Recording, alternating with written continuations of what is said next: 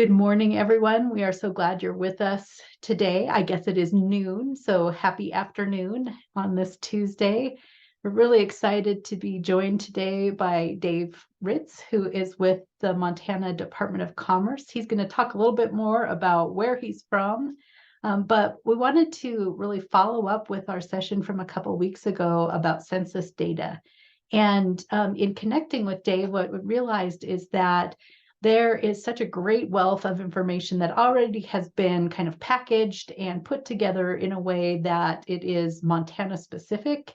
And it really reflects where we are and what questions we might have as we look at our communities and we see changes happening in our communities in particular. The other thing I wanted to say by way of introduction too is that as you're thinking about strategic planning, many of you who are in libraries may be in the process of beginning to develop budgets for the next year.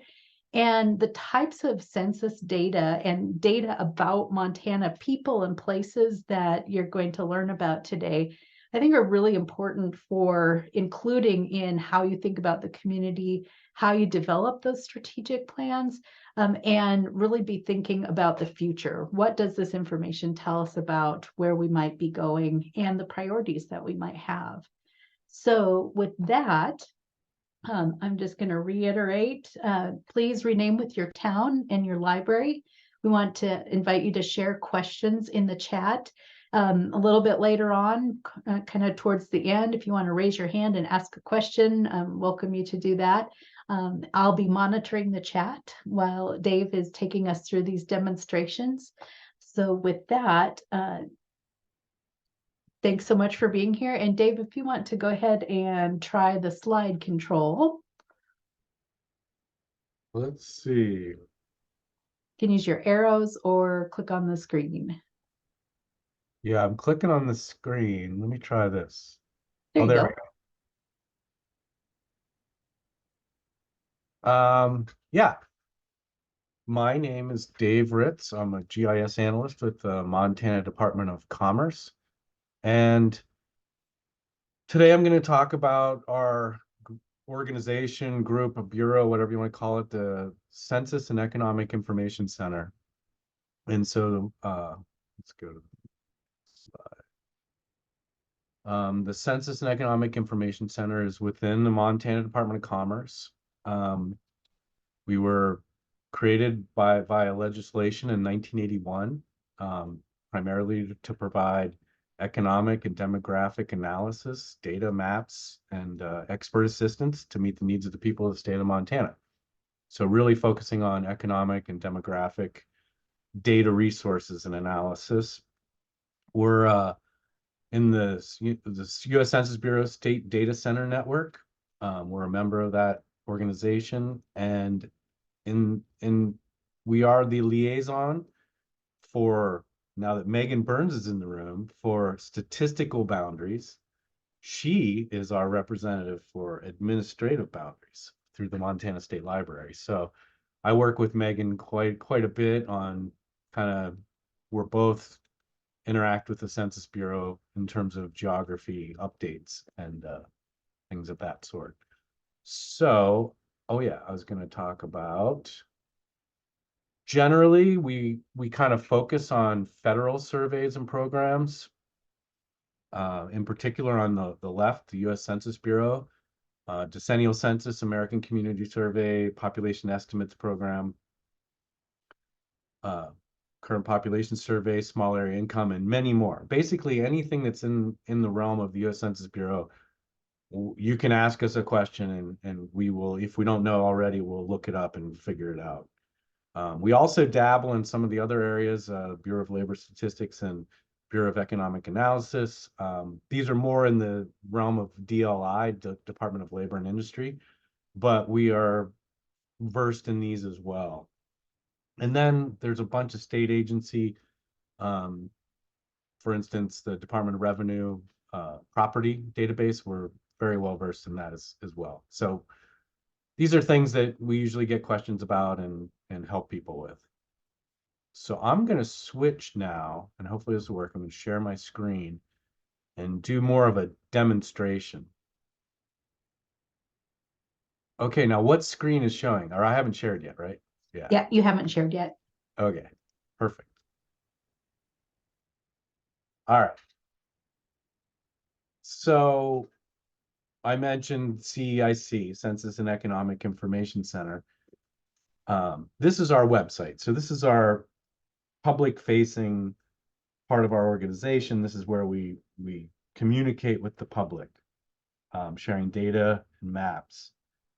First thing I want to point out is our contact page, because a lot of people don't realize that they can just contact us and ask us for information. Like if you have, oh, I need data on disability status in this particular school district or this particular area, and I'm confused, I'm not sure where to go. Well, you can literally come to this contact page and submit a request to us to actually compile that data for you. So that's a very common request we get from people all over the state and state agencies and the public. So this is our group. Mary Kriegel is our boss, is the supervisor of our group. Ben Gill's a senior economist. Dick Hansen's an IT focused person. I'm the GIS person. And Maria Tromley is our administrative assistant. She typically receives, when you submit a request here, it's just some basic information. She will receive it and then deliver it to one of the other people in the group. Most of this talk, I'm going to focus on the people and housing section, because this is the demographic side of the game, basically. And I'm going to start in population. We have population, housing, income and poverty, community profiles, and data resources. We are planning to expand this a little bit, but this is what we're starting with, kind of the most important elements. So on our population page, total population is basically our most requested statistic for geographies in Montana. And when I say geography, I'm referring to states, counties, cities, school districts, legislative districts, and a few more. And so that's typically why this is our most important page, and this is why our most important information. Population data basically comes from three primary sources: the decennial census, the Population Estimates Program, and the American Community Survey. Now, the decennial census is by far the most accurate and most useful data set, but it only happens once every 10 years. So that is problematic. So then to fill in that gap is the Population Estimates Program. And so the Population Estimates Program attempts to fill in those years using a variety of data sources. One of the biggest ones they're using in a state like ours is vital statistics, which are births and deaths. And so they get that information from the state, which filters up from the county, and then they use that in addition to migration data. So information on migration patterns coming in and people going out, to try to model or estimate the population in any given year. So that's the second best measure of population. And the third would be ACS. And really the only time you should or probably want to get down into the ACS is when it's not available from either decennial or the population estimates program. For instance, like a school district, the population estimates program does not compile estimates on population for school districts. So if you need something between the decennial census for a school district, you need that population number, you have to go to the ACS. And then the ACS is reasonable, but there are definitely errors in small rural communities. So just looking at this right here, one of the cool things, we got the United States population, Montana, see the rise, the increase, these little lines here, and then the top 10. This is just in a nutshell. You can change the county and you can change the city to see population changes wherever. So this is like the quick and easy population numbers for the state, and it's only by county and city. And as we go down, this Montana population dashboard is basically the same dashboard, but more detailed. There's more information in here than that summary, but it's the same data. It's the combination of the decennial census and the population estimates program. And here you can get more into the maps. You can see trends across time. All these things you can add or remove places. You know, usually if you get a small one, it's like it's barely even comparable to here, but the index is nice. So the index lets you actually compare small places to large places in the amount of change. There's ranks. These can be handy to see where a city ranks in the state. And then there's tables. And a lot of these you can download the actual data and change the years and kind of interact with this.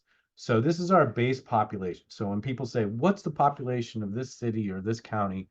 This is where we want people to go and look at it. And this all comes from the Census Bureau, just making it a little bit easier, like Colette said before, for you to kind of access it through here. We also have projections. These come from a company called REMI, Regional Economic Models Incorporated. They produce population projections out in the future. You see this goes out to 2040. I will comment that population projections are only as good as the data of the last prior time period, because usually these things are based on the past into the future. We saw during the pandemic that things were very different, and none of the models are picking that up very well. For instance, like Broadwater County was not projected to grow quite as much as it did. And there were some circumstances that are causing people to be moving to Montana for the last couple of years. Now, that's not going to continue at the rate that it was for the last few years. And so now these models have to kind of deal with that. So basically, projections are what they are. They're projections, and little caveat to that. So these are important population. And then this is one of my favorites. And I think it's one of the most useful. This is also from using data from the population estimates program and the decennial census.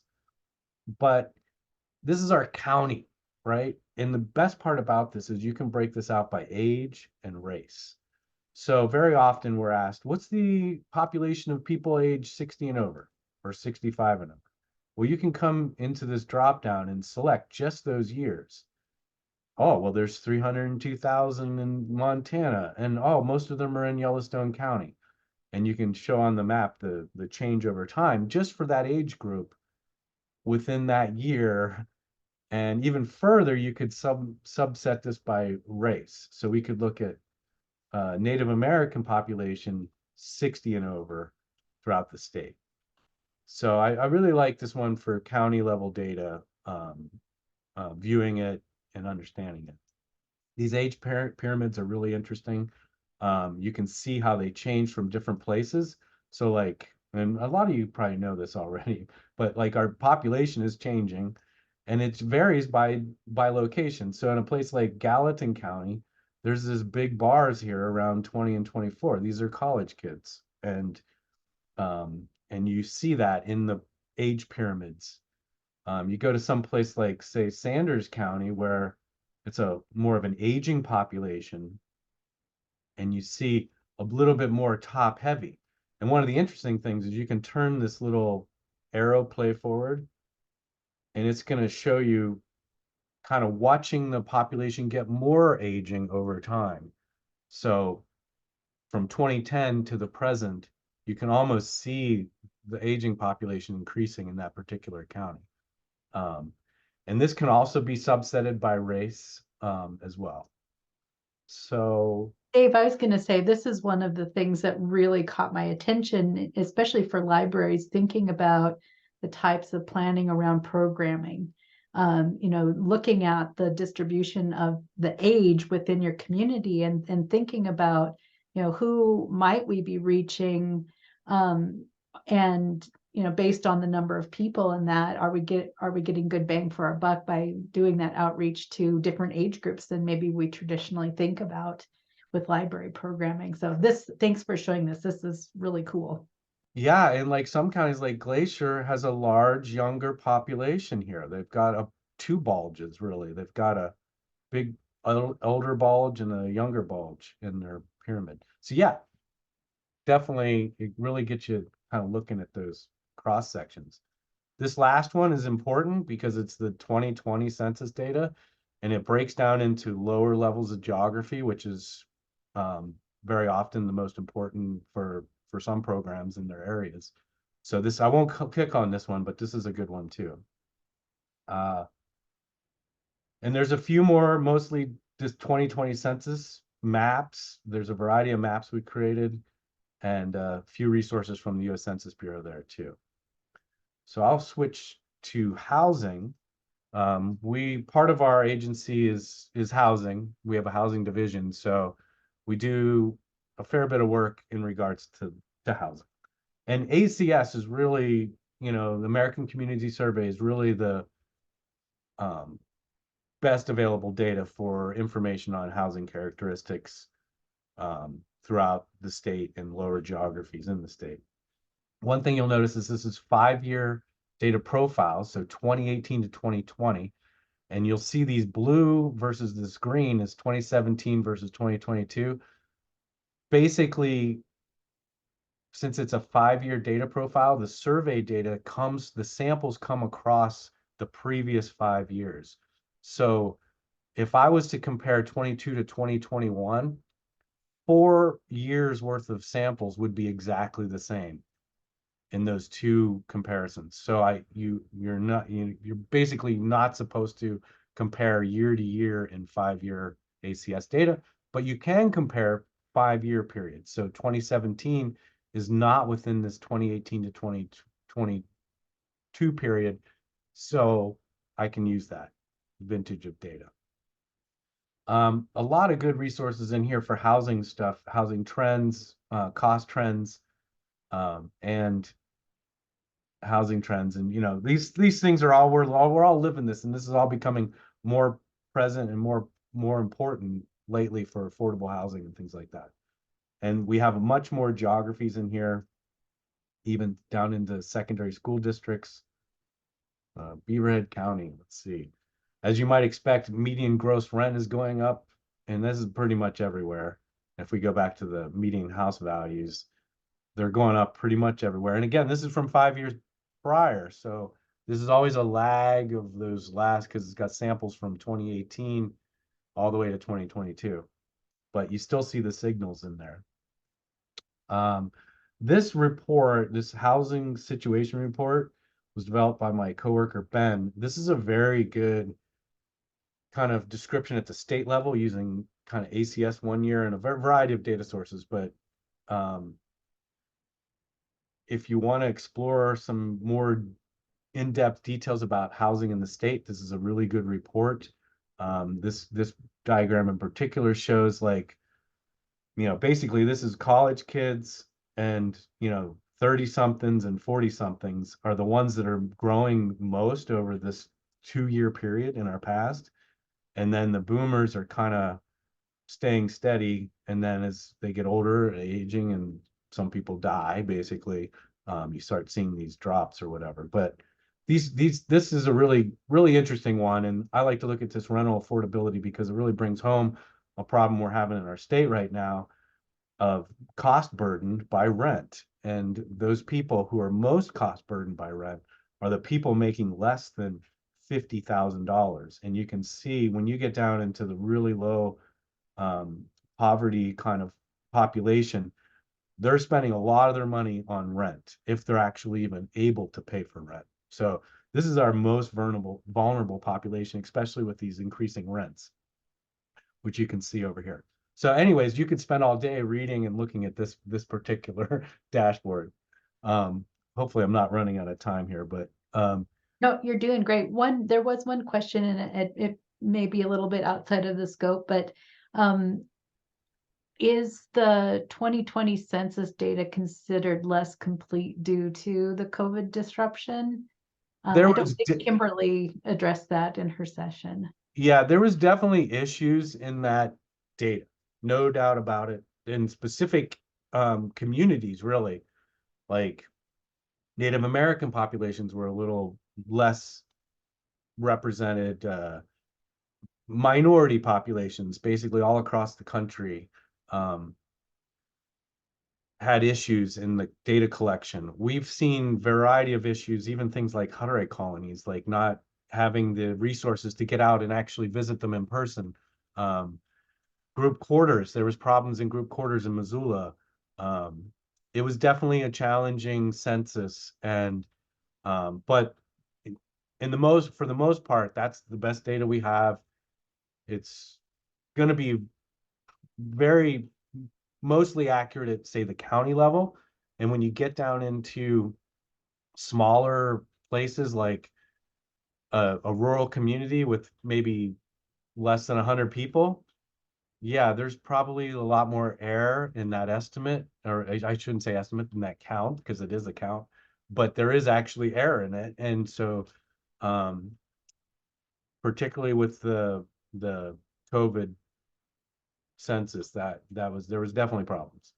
It's still the best data there is. It's the best mark in time that we can rely on for our population data, and it's way better than ACS or anything else that usually, you know, the alternative would be ACS, and it's just a survey. Like, for instance, just to let you guys know, like as an example, in one of those 5-year estimates for ACS for Yellowstone County, over that 5-year period, there's about 800 to 1,000 samples.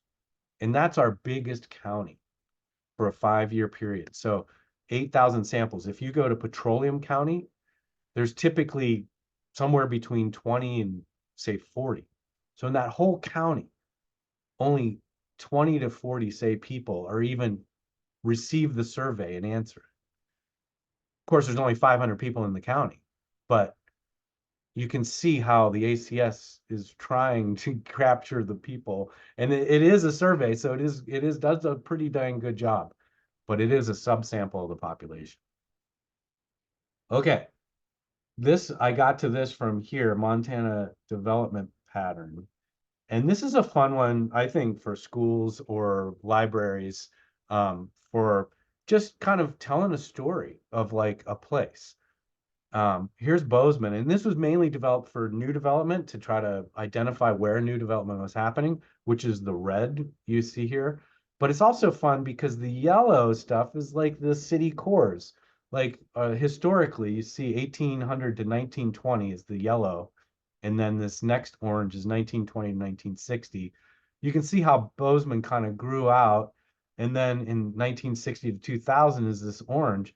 But then, boy, you can really see the red stuff. This is in the last 10 years or 12 years.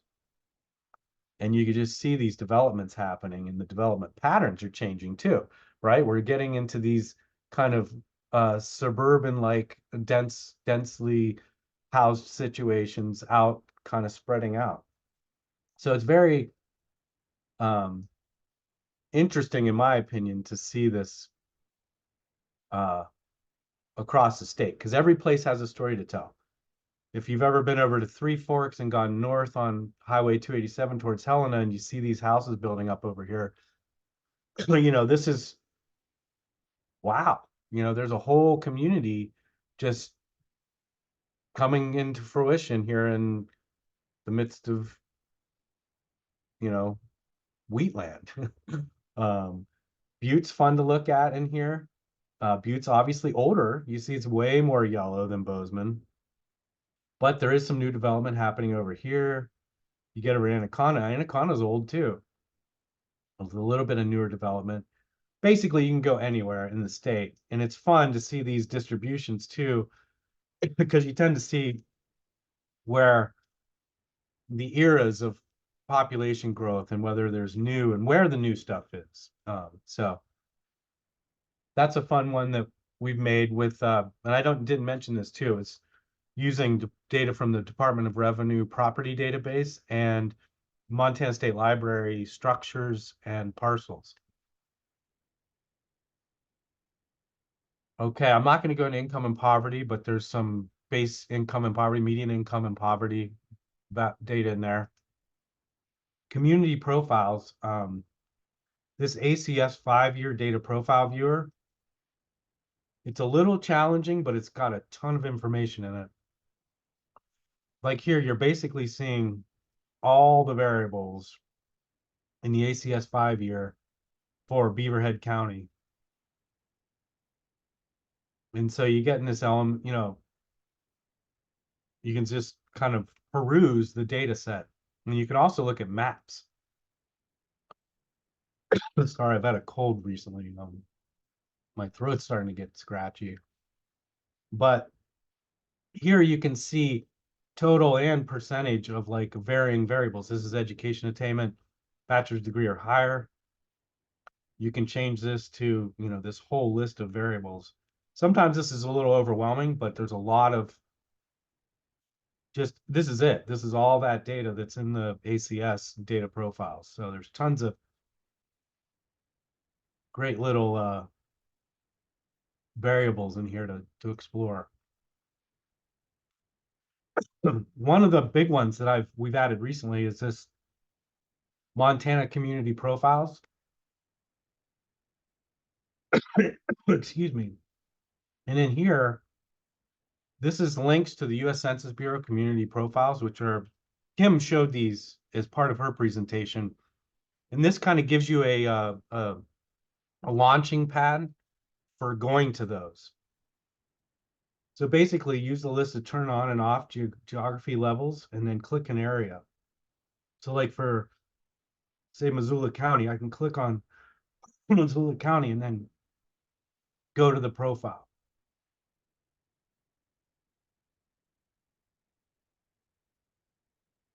And this is from the US Census Bureau now. This is in their world.